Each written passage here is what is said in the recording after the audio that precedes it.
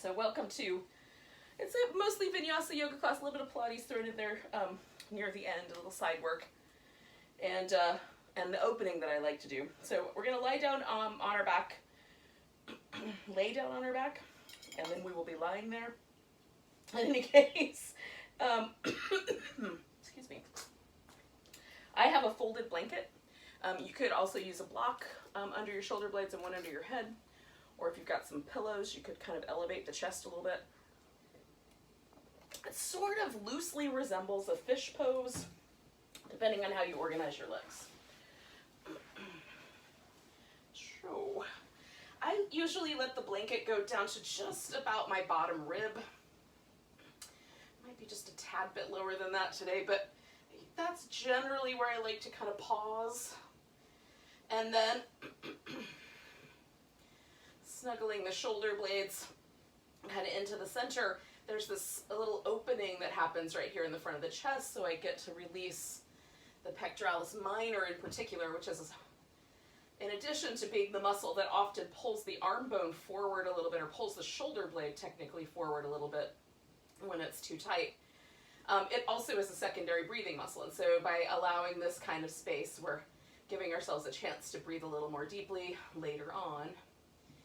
And we can emphasize that while we're here by really trying to breathe so that the navel and the ribs expand. So filling up to our full lung capacity before we exhale. Now, the feet like this, where the feet are resting on the floor in constructive rest, this is a little easier going. If I stretch my legs all the way out, then I get more of that kind of fish, for me anyway. If the hip flexors draw my pelvis forward, and then I get a little more of the back bendy shape. So you can do whichever one of those you like today,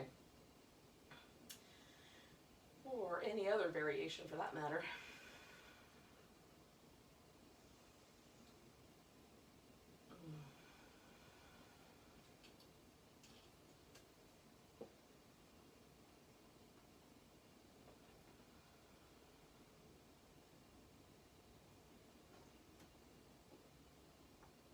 Just take a nice deep breath. So in terms of, like, I've been experimenting with being able to do music over the internet, and the data is so heavy that it's kind of ludicrous. But if you have some music on at your house, you can certainly put that on, or use, as long as your mic is muted, that'll work out just fine.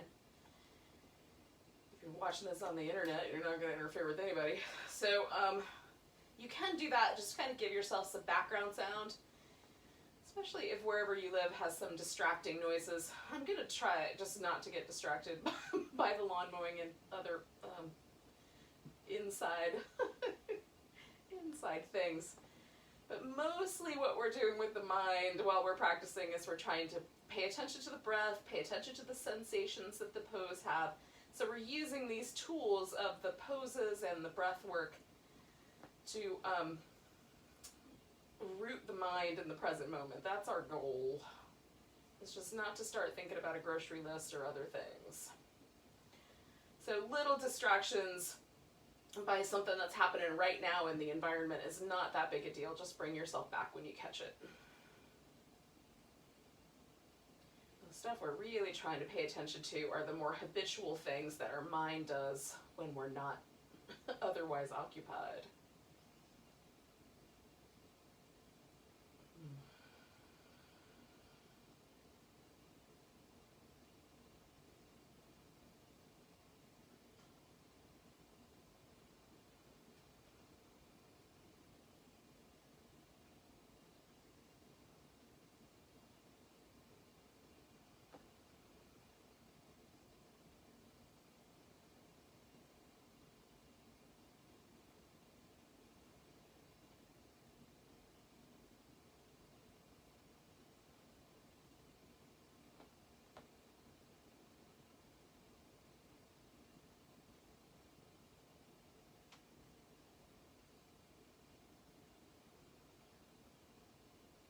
Do about 3 more breaths with just this shape that we've chosen. And the breath.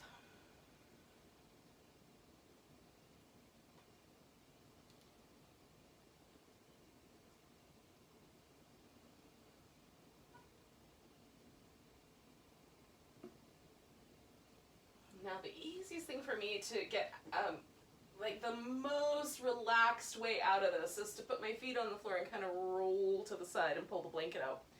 And I'm going for the most relaxed possible just so I can kind of stay in this headspace right now.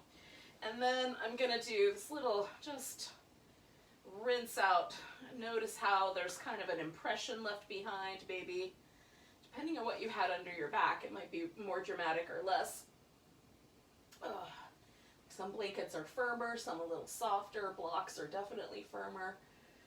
I'm just kind of giving myself a chance to sort of explore as the muscle memory kind of releases that shape. It's kind of nice to give yourself like a little back massage. All right, we're going to do a little bit of work for the shoulders while we're here. So if I reach my arms straight up and kind of lift a bit, and then reach over and grab one upper arm, I'm essentially going to pull it across my body so that I'm trying to lift this shoulder. So I'm holding on to my right upper arm, trying to lift my right shoulder up off the floor with my left arm, while at the same time trying to pull my right shoulder blade to the ground with the muscles that hold onto the shoulder blade under there, the rotator cuff muscles.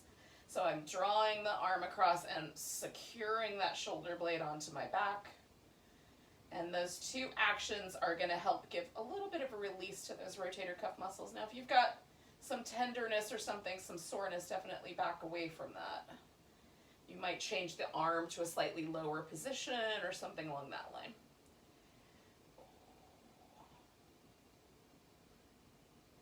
Even with some old scar tissue, this feels really good to me. So we're going to hang out one more breath here. Now I'm going to keep going in this direction. So I'm going to roll away from you, and I'm going to scoot a little bit because I've got to have a little bit of extra space here. Okay, so I'm rolling all the way onto my side. I'm going to use a yoga block for a head support. You could use the blanket or anything else. Make sure that when you draw your arm around in a little arc over your head, you're not going to run into any furniture or anything, plants, whatever you got. So we're going to start with the arms about, so the bottom arm's just resting on the floor. My top arm is the one I'm going to work with, this right arm. So I'm reaching out about the same height as my shoulder, and then going overhead. And again, you might have some range of motion restrictions if you've got some injuries, but otherwise that arc all the way back to shoulder height should be pretty uneventful. I mean, interesting maybe, but not painful. There shouldn't be any numbness or tingling in your fingertips, that sort of thing. Now, when we get right there, this bottom half of the swoop can be a little trickier because there's some nerves that we can accidentally pinch as the bones roll around. So just be mindful of that lower half of the circle, and you can skip that altogether and just come straight across if you like, okay? So we're going to go out, and the whole way out we're stretching, and then this bottom half is nice and soft. Stretching overhead, right here especially, right at the very end, I like to really get a good reach. And then we're going to do it twice more. All right. And then one more time. Okay, now before we go too far, we're going to let this turn into a twist. So I'm going to take my upper back all the way to the floor. Again, if there's some numbness or tingling here, you can adjust the arm bone a little higher up or a little lower down, somewhere where it's not feeling so pinchy. And then I'm going to take my right leg and just wrap it around my left leg a little bit to get a little more pull along this IT band, outer hip area, and then lower the hip a little if you can from the rib cage. Give yourself lots of length on that side. And then we're just going to breathe.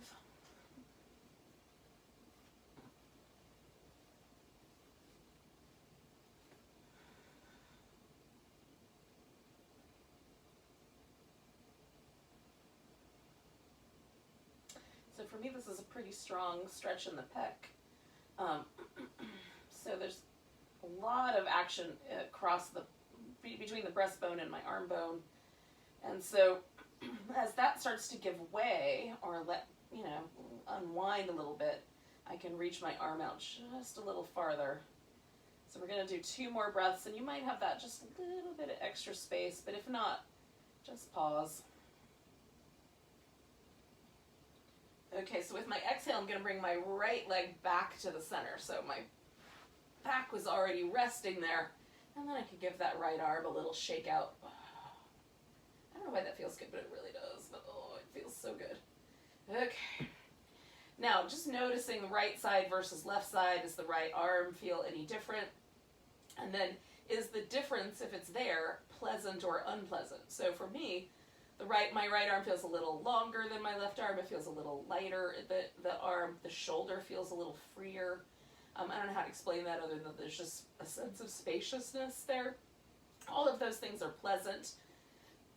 There have been times where I've done things a little poorly aligned and I feel a little numbness, or there's that kind of pins and needles feeling in my fingertips, like when your foot falls asleep. So those are things that I use as a barometer so I can change it, so I won't do that the next time. But if everything feels really pleasant and nice and light, then I say, let's do the second side the same way. So we're going to start on the back, right? So that's where we began. Arms about chest height. I'm going to grab my left upper arm and pull that across.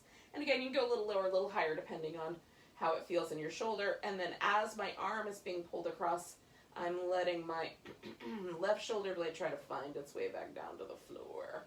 And I'm actively trying to pull that shoulder blade into my back, basically. Because my right arm is trying to pull it off to the side, and I'm trying to slide it back down. And it's just that resistance that helps release and make deliciousness happen in the shoulder. We're going to use movement in a second, but 2 more breaths of this.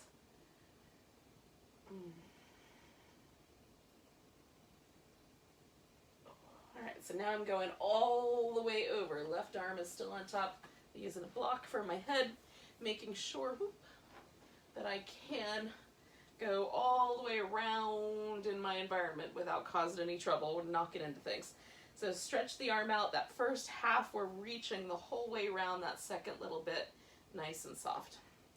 Stretch out. Oh. So giving myself some space for the shoulder. Pretty sure. I don't know if anyone will get that reference, but there it is. So we're going to do one more of these. Stretch it out. Oh. Okay, so now I'm going all the way over and into that twist. So give myself a nice long stretch through the pecs, so then I can add on to this IT band outer hip area by kind of wrapping that leg around. You may not need to add on any, by the way. You could just stay knees stacked up or even throw your block underneath your knees. And I'm kind of creating a space where I'm letting my hip kind of fall away from my ribs. And as time goes on, paying attention to any numbness you experience in the fingers, because again, there's like, if you were to take off the kind of outer layer, the skin, and like a little bit of the adipose tissue and anything else that might be just underneath the dermis, you would see in your shoulder there's so many nerves, because if you really think about it, the brain and then the spinal cord, that we kind of get. But there's so many nerves that branch out from the back of the skull here and come down the arm and then out into the rest of the body. It's pretty impressive. But that area right there between the neck and the shoulder is like a superhighway of things going on. Carotid artery, jugular, and then all the nerves. So being kind to this neck and shoulder area is nice to do. So I'm going to take one more big breath. And then I'm bringing my left leg back to the center, so everything's back in the middle, giving that left arm a little shimmy. Oh. And then just testing it out. Oh. Yeah, all right. And again, I just like to notice, like, is the overall impact a positive one? And usually, because I sleep on my side, kind of curled up, and usually in the morning when I first get on my yoga mat, it feels like my shoulders kind of roll forward. So if I can have released them back, that is really nice. But there might also be some other little nice components to that. So we're going to flip ourselves upside down, essentially going into a cobra. So I'm going to scoot all the way to one side, so I've got room, You may have to like scoot kind of off your mat, or you can do this, you know, a little less ridiculously than I just did. So putting my hands a little on the high side. So if I drew a line down from my shoulder, my fingertips would be slightly higher than the shoulder line. Now we're going to move the arms through this position, but spread your fingers out and really press the hands down. So that's the first bit. And then the second bit of this is that as we slide, or as we lift into Cobra, we're going to slide the shoulder blades down and into the center of the back, broadening out the collarbones. So the reason it's called Cobra is because cobra snakes have like this little flared skin, like almost like they have shoulders, but when they lift to get really impressive, when they're, you know, slithering around on the ground, they look like most other snakes. But when they lift their head off the floor or off the ground, this little shoulder flappy skin kind of pulls open and they look really impressive. And that's the notion, right? We're going to pull the shoulders open to create that kind of cobra hood action. So we're going to reach through the legs, press down, lift off the floor. And again, it's a snake pose, not a lizard pose. So we're not using the arms so much to lift as much to hold. So press the palms down, pull the collarbones wide. With the hands in that slightly elevated position, it's going to be a little different than when we come down and do it again. So slide the hands back about an inch, press the palms down, anchor, pull the collarbones nice and wide. And I like to not overlift with the neck. You can do a little bit of neck action, but you know, just let it support your head. Slide down once again, about an inch. Nobody's getting out a ruler. Draw the elbows wide. Feel yourself anchor through the legs. We're warming up our back muscles here. Hopefully you can feel that. One more time. Now, when I slide back one more time, my palm is not going to go all the way to the ground until I lift. Don't worry about that. What I do is anchor through the fingertips, okay? So anchoring through the fingertips until I can get all the way up, and then I can plant the palms. And this one for me is the broadest my collarbones can get, so it's worth that little extra wrist action. Okay, coming down. If it's not worth that little extra wrist action to you, you can skip that one and just keep your hands in the same position twice. All right, so we're gonna come to a Sphinx. And so that one, just bring the elbows forward so that the elbow is slightly forward of the shoulder. So almost where the fingertips were on the first round. And then we're gonna drop the chin. And it's almost like I'm trying to draw a line over my collarbone with my chin. I'm gonna look behind me. I might even be able to see my toes back there. Doesn't matter if you can, but it's a landmark. Anyway, here the sun's in my eyeballs, so I can't see anything. So we're gonna go down and come up, and then try to kind of lift out of this a little bit with your shoulders so there's some space there. If you need to orient your arms differently, do. We're just going up and over each collarbone. Again, kind of giving ourselves permission to see if there's tight places in the neck. Working with the range of motion that's somewhat natural. Okay, I'm going to do that one more time over each side.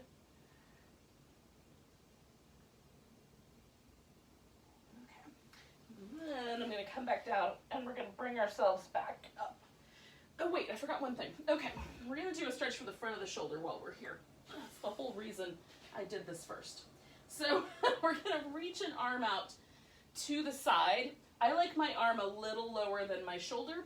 This is my right arm that I'm doing. So I'm lifting my left foot up, bending at the knee. I'm going to take my left foot to the floor. I got to get myself a tiny bit more room. Okay. Now with my foot there, I'm going back to my yoga block for my head support.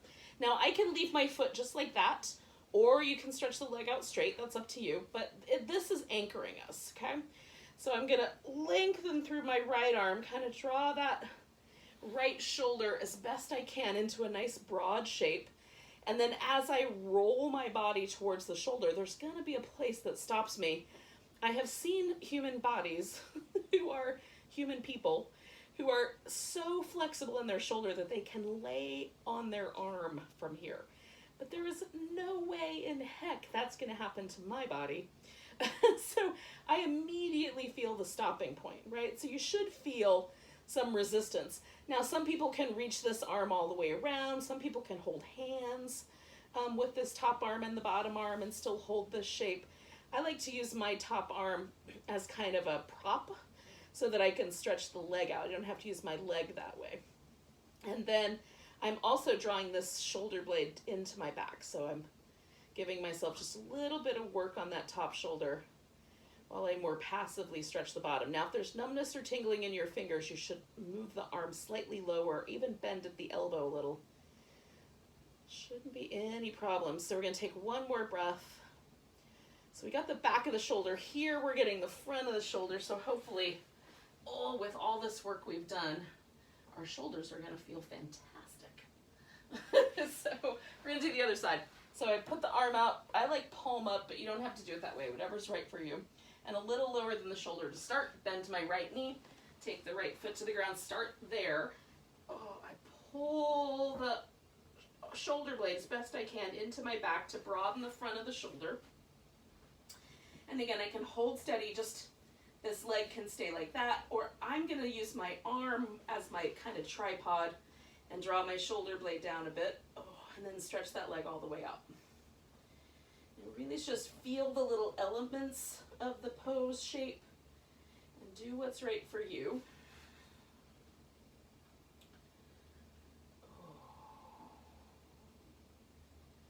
I feel like lately, because we have spent so much more time maybe on our computers and devices than we are accustomed to, at least some of us, that giving a little extra love to the shoulders every time we do yoga is probably a good idea.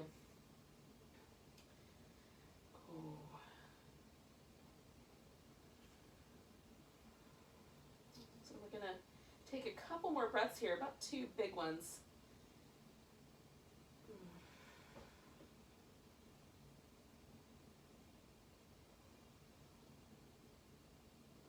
And then we're going to roll ourselves out. And give them a little extra bit of love. All right, I'm going to take myself back to child's pose momentarily. It's going to turn into a downward dog eventually. So you can turn yours into downward dog whenever you're ready.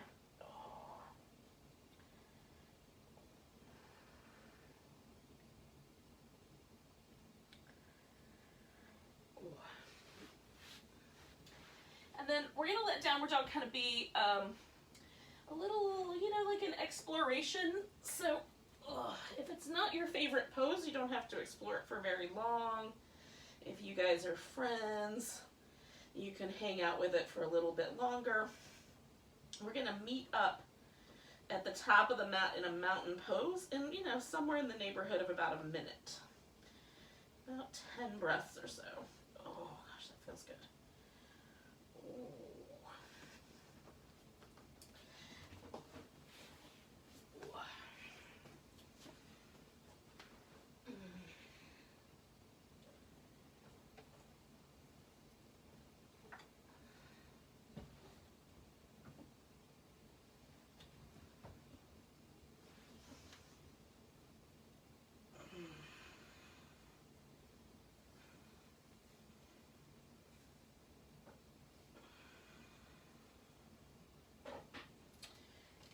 Now, once you get to the top of your mat,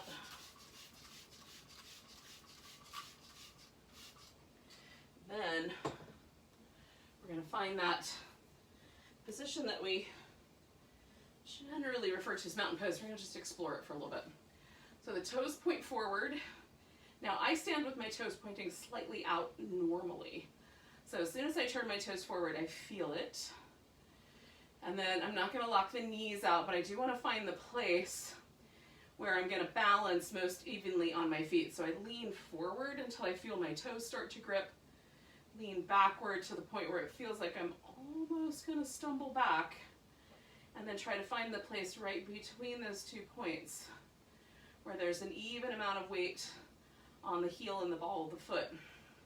And the toes are allowed to spread out. You can also notice if you tend to lean a little more to the right or a little more to the left. And then finding that place where the body balances over the feet. Then we're going to let the head balance over the pelvis.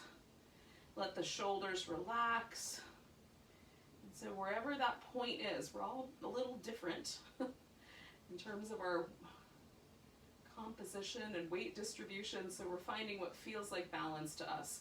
And so over the next few days, as we kind of are moving towards the equinox, where the amount of daylight and the amount of nighttime are even, we're just practicing this notion of balance and evenness. And one more breath there.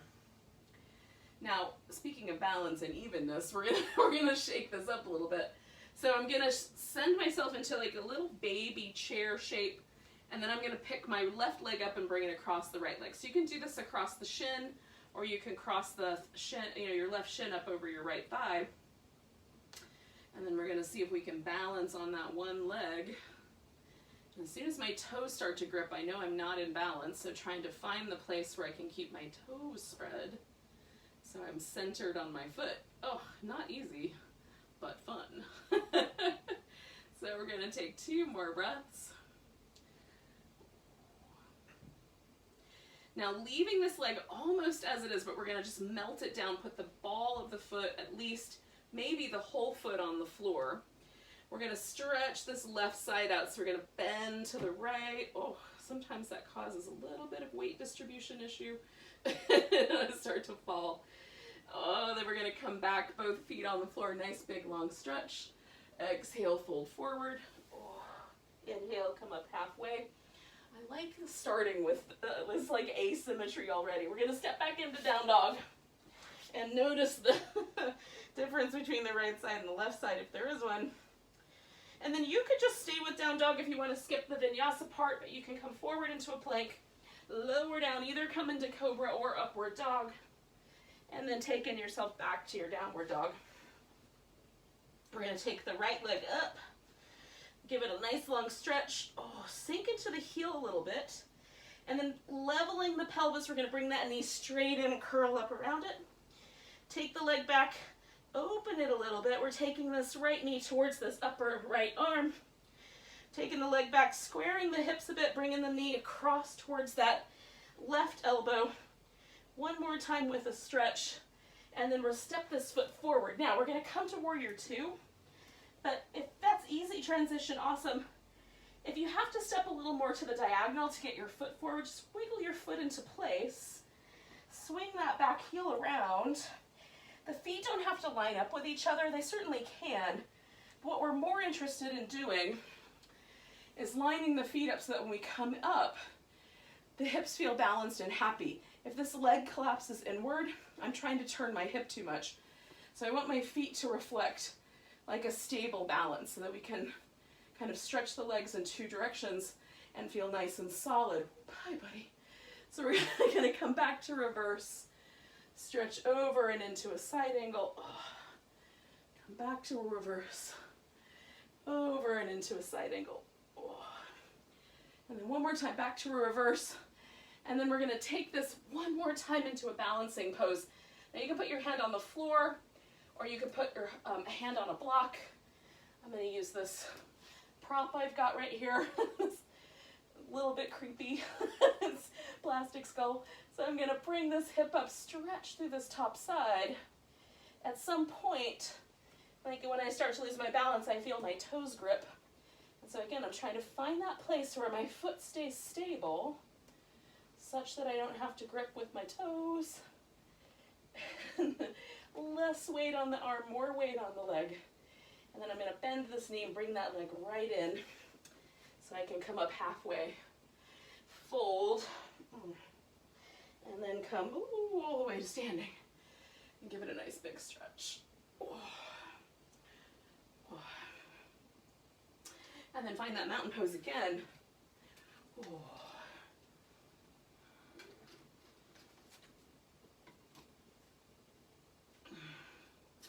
Now, I'm very aware of the fact that I just did a bunch of stuff with one leg. I haven't done it with the other yet.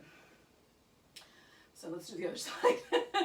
So I'm going to send myself into that little baby chair shape, bringing the right leg across the left leg wherever it lands. Trying to find the balance.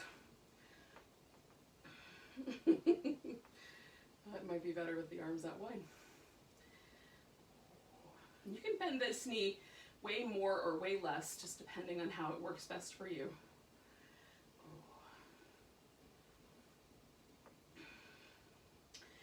One more breath here. So again, I'm going to send this leg straight down, and on this side I can pretty much get the foot to the ground, but on the other side I had to balance on my toe. So as I stretch my right side out, pressing down into the feet. Oh, for me this side's a little more stable, but for you it might be the wobbly side, or maybe both are wobbly, bringing that back across, nice big stretch. Oh, fold forward. Again, taking your time. We're going to step back into downward dog. Notice where you landed, and then add the vinyasa if you want one. Oh, a vinyasa just means a sequence placed in a special order. That's all it means. But the common parlance is to do that little sequence itself. So hips squared, reach through that leg, bring it straight down the middle. Stretch back, open the hip a little bit. Bring it towards the upper left elbow. Hips squared, twisting towards the right elbow. Sink into your heel. And then we're going to step into our warrior two. Again, taking the time to orient the legs so that when we come up, we feel pretty good. Pretty steady in the hips. Coming back and then over. So we're going to go back and forth between the reverse warrior and the side angle pose.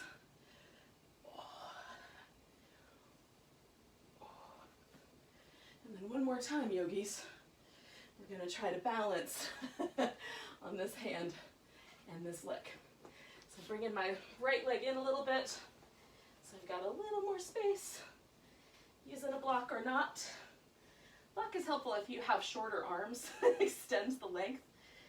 And then I'm still trying not to put a lot of weight in that arm. Most of the weight in my leg. Trying to find the place where I'm really balanced. And when I lose it, coming back to it. So nice big stretch. I'm going to bring this knee in. Put it down. Come up halfway, fold. And then I'm coming all the way to standing. Giving it a big stretch. And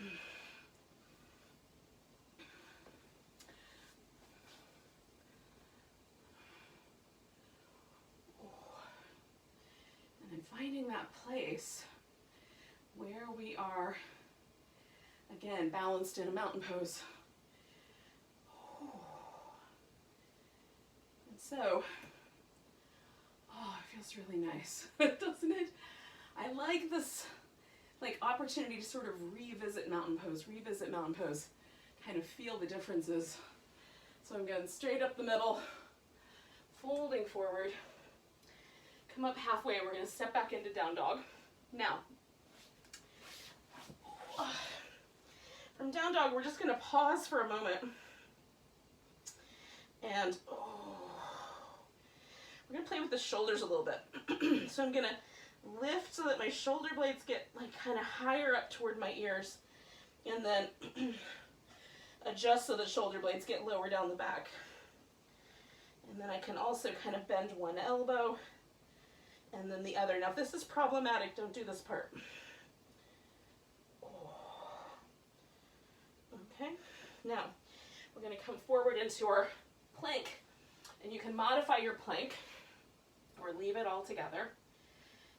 Hold that, trying to draw the shoulder blades into the most balanced place we found while we were hanging out with that down dog movement. And then we're going to lower down and take a moment. Maybe do some cobra. Or, maybe you and up dog are really good friends, so maybe you do that one instead.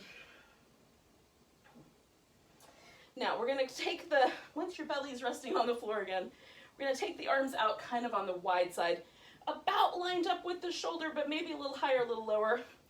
and way out to the side. And I've got my fingertips on the floor, almost like a little spider. And if that creeps you out, then instead imagine that there's a cupcake with, you know, that little tall frosting on it underneath your hand, and you don't want to smoosh it. So you can turn the fingers out or forward. I like to do more of a diagonal or out to the side. And then we're going to lift, anchoring through the legs. Right shoulder blade's going to go up and forward. Left shoulder blade's going to come back and in. I'm going to let my head turn a little to the left and make room for that shoulder blade on the right. Same idea here. Left shoulder blade goes up and away, or to the right. Right shoulder blade goes down and to the left. We're just going to do that 2 more times on each side.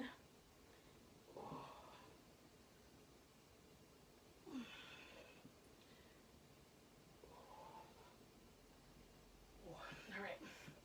So then I'm going to extend my right arm out and roll onto my right side. Make sure I'm not going to smack any plants while I'm hanging out here. So the hips are stacked, shoulders are stacked, and then I'm going to try to keep everything still between the hips and my shoulders. So I'm going to hug in through the sides of my waist, draw the navel back a little bit. This is why we released all those secondary breathing muscles at the opening, was so that we could feel the breath expand more in the upper chest so that we can hold the abs nice and steady. So we're going to turn the heels, or rather turn the femur bones, the thigh bone, so that the heels come together and the toes go separate. Now if you want a little more work, you can lift both legs off the ground. This will make you stabilize a lot more with your abs. If you put the bottom foot on the floor, that's kind of the middle level positioning. Still work, not quite as much. If you bend the bottom knee, that's going to be way more stable. So if you're still working on your abdominal strength, bending that knee is going to give you a little more of a base to work with, okay? So lifting this top leg up and then anchoring nice and stable through the hips and shoulders, making sure we're not leaning backwards. We're going to make a circle with this leg externally rotated. So we're going to keep this lumpy greater trochanter kind of pushed down into the hip muscles. Technically they're glutes, but we usually think of our glutes as our big butt muscle in the back. Pause right there. Now we're going to do the opposite. We're going to internally rotate the legs. Both legs, toes come closer together, heels go wider apart. And then pressing the bottom leg into the floor or hovering it, hugging through the sides of the waist. We're going to lift that leg and we're trying to circle the opposite direction, keeping the internal rotation. Now this little bumpy spot should poke up a little bit for most of us. Everybody's bones are slightly different, but you might notice it. Trying to hold steady with that internal rotation. Beautiful. All right, we're going to bring the legs together. Now we maybe are already starting to feel some warmth in the internal and external rotator muscles. So we're going to add on to that. So we're going to bring the heels back behind us. Knees are still resting on the floor, feet in the air. So just by doing that, I've got a little internal rotation of this thigh bone. As I bring the knees apart, I'm going to get an external rotation, and I can just pause there and then bring it back together. And that's a little bit of work. If I want to extend, I can add on by extending the top leg. So now I have to stabilize this leg with my outer hip. Toes come back together, knees come together. So whichever version is right. Now if I extend the leg and my knee hurts, that means my hip isn't strong enough to totally support me there. So I could start by maybe only extending halfway or stick with the hover, okay? So choosing appropriately, because we want the work to be done by the hip and not by the knee. The knee is just extending the leg. All right. So you might be able to feel this little greater trochanter on your femur bone lift up and turn down as that femur is rotated. So we're going to do this 2 more times. I like to do this until I can really feel that burn on my outer hip. And then I'm like, yeah, that feels pretty good. All right, so we're going to extend the legs back out once we come back together. Now we're going to work the inner thighs a bit. So I'm going to take this leg across. Now I can do a straight leg. You can bend the knee and go down. That pulls my hip forward, so I don't do that one. You can put the foot on the ground. This, if I don't pay attention, has a tendency to tilt my hip backwards. So that may not be the right one for me. I can balance and find a spot for this leg so that I can find the right kind of balance between those, and that's what we're aiming for. Hips still stacked, shoulders still stacked. We're gonna lift the bottom leg, which in my case now is my right leg. So we're gonna pulse that leg up a little higher. Once it's lifted, lift your side waist, and then we're gonna pulse it 10, 9, 8, 7, 6, 5, 4, 3, 2, 1. Now we're gonna make a circle in one direction. 1, 2, 3, 4, 5. When you get to the end of that one, go the other way. 5, 4, 3, 2, 1. Lifting it up a little bit higher. 5, 4, 3, 2, 1. And then coming on back.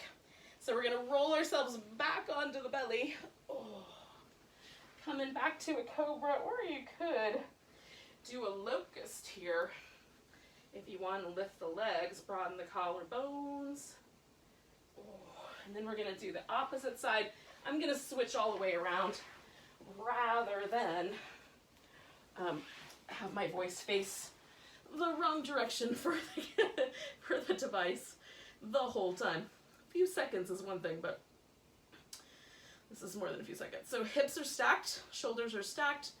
Maybe I'm elevating the bottom leg, maybe I'm pressing that into the floor. Heels are together, toes are apart as I rotate this leg bone to an external rotation, this right leg. And then I'm going to lift it and circle it. So I'm trying to keep that external rotation. I want this little lumpy spot to go right into that muscle so it feels a little smooth and I'm not aware of that little lump. Good. And then we're going to pause, rotate the opposite direction. So now my heels are going separate, bottom leg as well, the toes are getting closer together. And then I'm going to circle the opposite direction if I can remember how that went. Otherwise, just make a circle, it'll be fine. Hold steady by hugging in the sides of the waist. Good. Trying to hold stable. Okay, got 2 more. 1 more. And then I'm going to bring the legs together. Hopefully there's a nice pleasant warmth developing here on this outer hip. So bringing the feet up, knees are together, still stacked in the hips, so my hip hasn't fallen forward. Still nice and lined up with the shoulder. Knees go apart. Extend the leg if that feels okay. Bring it back and close it up. So we've got, some people call these, I've seen them listed in some Pilates manuals as clams. And in others, they're called butterfly kicks. You decide. I thought clams was sort of funny, so I like that one.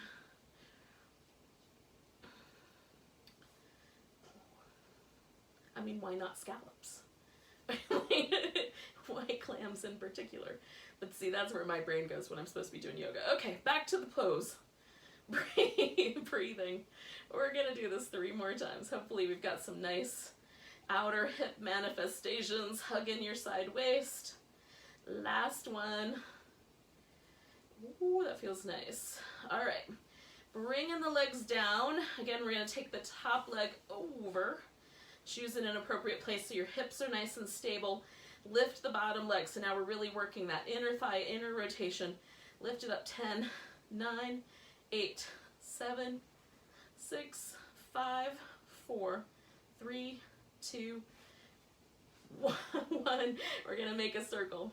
5, 4, 3, 2, 1. Lift your side waist. We're going the other way. 1, 2, 3, 4, 5. Coming back to the center. Lift as high as you can. Hold it steady there for 5, 4, 3. Don't let that leg drop. 2, 1. And then we'll bring the leg down. All right. We're going to roll onto our back for just a moment. Oh. Take a second here and let yourself just sort of windshield wiper the legs back and forth. So we're going to work with a bridge pose. Now you can do the Dvipadipitham, which is the bridge in motion where you go up and then you come back down 1 vertebrae at a time. I'm going to do at least 4 of those. And then I'm going to hold the bridge for a little bit. So you can just hold the bridge. You could even do a supported bridge by putting a block underneath your hips and allowing yourself to stretch the front of the leg out a little bit so that you can get a little more release in the hip flexors. So snuggle in the shoulders underneath so that I've got a good steady structure here. Feet come in pretty close so I've got enough power to lift the hips. So I go up and then I lift my toes up off the ground. Some people prefer to come up onto the tiptoes instead. And that this just gives me a little bit more ability to curl through my tailbone. So I'm rolling down one vertebrae at a time, and I'm really trying to feel each of the bones. Now my muscle touches the floor before the bone ever gets there. I'm just trying to feel all the way to the point. Like I'm at the top of my sacrum right now. And so I can let the sacrum kind of unfurl. So trying to articulate each little bone. There's little muscles in between our vertebrae that are part of the core structure of the spine. And so what we're doing when we articulate and bring, the bones through a range of motion kind of individually is we help strengthen those little muscles. It doesn't take much. They're tiny. So just that individual movement in the spine, however we do it, whether we do that in a warrior pose, or we're moving through those spine stretches in Pilates, or this, we're going to make it happen. So I'm going to do 2 more of these, and again, you can follow along with that or do your own thing. As long as it's a bridge, we're in good shape. And again, trying to find that individual movement as best you can. Sometimes the lumbar spine wants to be a unit.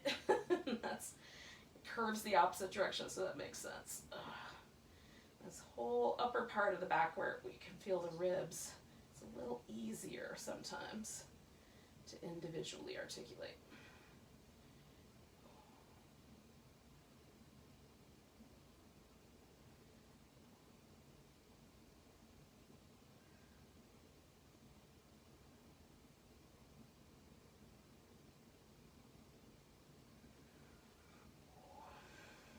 Again, I've done my little roll, so I'm gonna lift into bridge and hold that.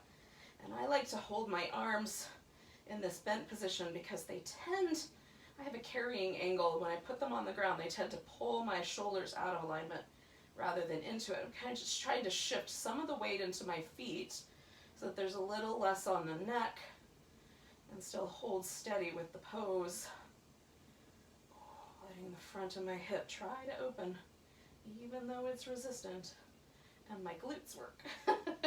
We're going to do this for about 4 more breaths.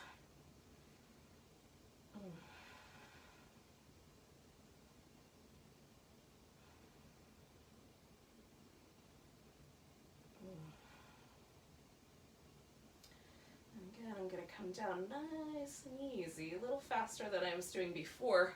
But once you're down, you could give yourself a little bit of a kind of rinse out. I like to do little windshield wiper legs, but you might want to bring your knees in to your chest. So we're going to come back to kind of a theme we were doing earlier with the chair. So we're going to take one leg and cross it over the opposite leg. I'm doing this at the thigh. You could do this on your shin as well. And this might be enough. If you already feel enough stretch in your outer hip, then you might be done. If you can bring the legs in a little closer, you can do it that way. And then just a third option is notice how this leg is oriented, because you're going to keep it like that so you don't torque the knee. We're going to stretch out the leg on the bottom. So I don't want to push too much here because I don't want to cause trouble for my knee. I want to hold this leg at whatever point it was kind of seeming was appropriate. And then I'm just going to hang on to this guy and stretch out through the front of this left hip. Now for some of us, especially if your hip flexors are relatively loose, you might actually even benefit from putting your hips up on a blanket or on a block so you have a little bit of room to drop the heel backward as a little bit more. And that'll give you a little more length. For me, if I just reach through the hip, I can feel it. It's not, my left side's a little looser than my right, so it's not quite as dramatic as it will be on the other side. But still I can feel it. So if you can feel something, you're there, you're in the pose. So I'm feeling this lengthening happening all the way through the front of this hip, trying to anchor through my ribs and keep my spine aligned so it's not pulling my low back up a little bit, and that's helping release that hip flexor. And then this is a stretch for the hip flexor's companion muscle, the piriformis. These two together make us bipedal creatures, so we can walk on two legs, stabilizing our spine and pelvis with each other. Oh, these are the muscles that hold it all together. So this muscle under this butt cheek that you can feel, the piriformis, along with some others, but piriformis in particular connects the sacrum to the thigh bone. Okay, so this is the muscle that holds our spine and our thigh together, technically also the pelvis, because the sacrum is part of the pelvis, in addition to be part of the spine. So that holds that guy together, and then my hip flexor connects my spinal column, like kind of up in this, just around the bottom of the diaphragm, T12, T11 for some people, L5 for sure, all the way down, connects to my hip, goes across and connects to the femur bone. So the spine is held to the femur on both sides slightly differently by those two muscles, and so they operate together to allow the legs to move and maintain the stability of our spine, right? So animals that walk on all fours have a much different distribution of body mechanics, right? They don't have to have quite the same level of stability. So what we're working with when we're working with these two muscles are really the muscles that are intrinsic to us being able to walk like human beings. So they could be, tight. So in any case, I have thrown my left leg up here on top of my right leg, so I'm prepared to go into this other side. And again, you can keep this right leg connected to the left leg, or as I've been doing, stretch it out so you can get to the hip flexors. Just be mindful of not torquing this leg beyond where the rotation wants to happen naturally. I keep my toes lined up with my knee and my ankle flexed, and that helps support the knee. And then I'm reaching through my right side, and on my left side my leg didn't hover, but on the right side it does, so that does tell me the right side's a little tighter. And you might notice some slight asymmetry in your body. Welcome to the nature of humanity. We're asymmetrical beings, yogis. We're never going to always align, but can we find a balance between somewhere in the middle, or somewhere where we just recognize the need to balance everything out? Oh, I'm trying to, give my right side a little bit of extra love, because, it feels nice to stretch that out.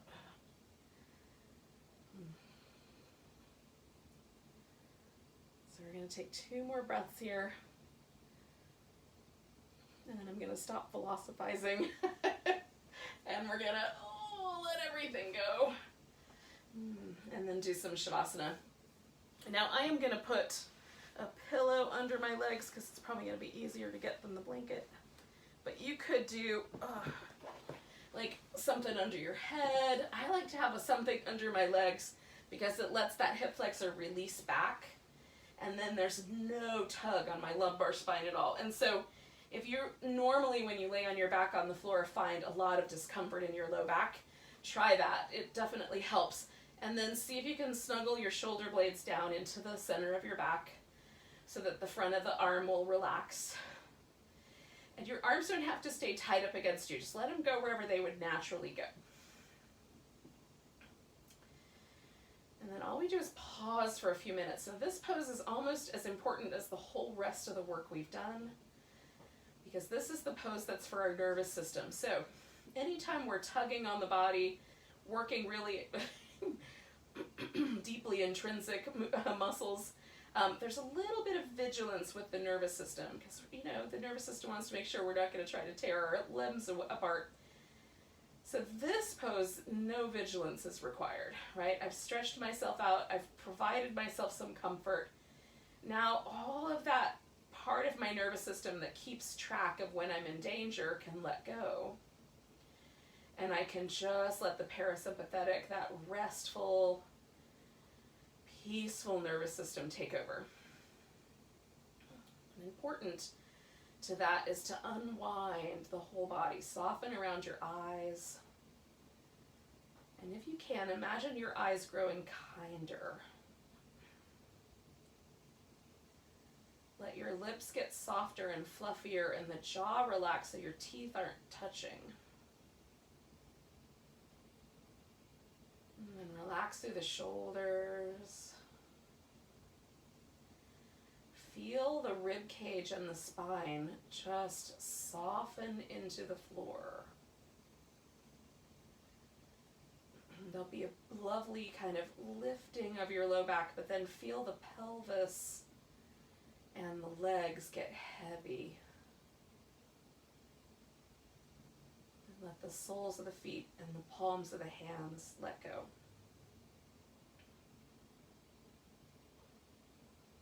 And then just let yourself be suspended there and notice the breath again really gently.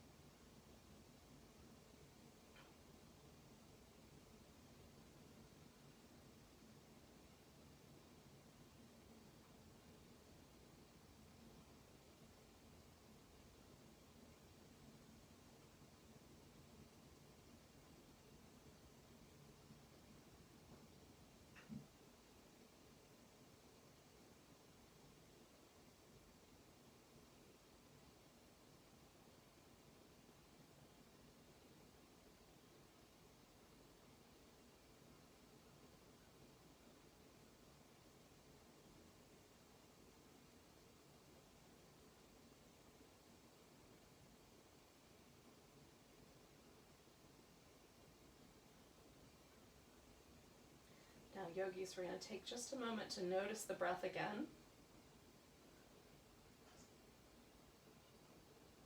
And see if you can feel your breath as you take that inhale all the way down to the tips of your fingers. And see if you can feel it all the way to the tips of your toes.